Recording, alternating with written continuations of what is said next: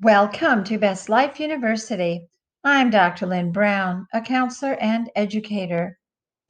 In this podcast, I discuss a myriad of topics related to the 5 dimensions of personal growth: mental, social, spiritual, emotional, and physical. Thank you so much for listening. Today's topic is the 5 dimensions of personal growth, mental, part 3. Today, I'm going to be discussing the last 3 of the 8 conflicts each of us deals with that function as turning points or opportunities for mental development. The first is intimacy versus isolation.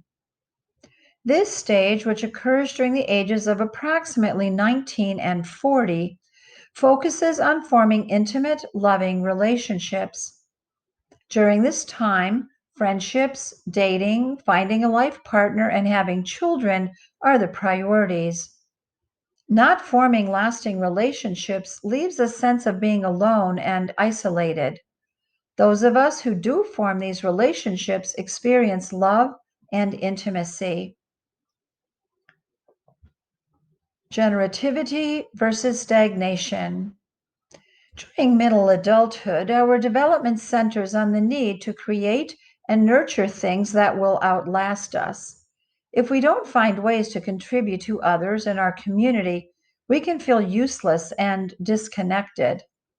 When we work, raise a child or children, and contribute to something outside our small world, we feel we have made a difference.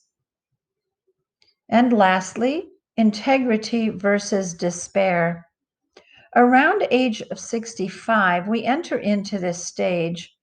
During that latter part of our lives, we look back and ponder whether or not we lived a meaningful life. If, when we look back, there is bitterness and regret, despair may be the outcome. But if we feel our life has had meaning, there will be a sense of fulfillment, peace, and even perhaps wisdom. If you take time to look back at your life thus far, giving thought to each of the stages you have already encountered, it is an opportunity to determine if there is a lack in any of them.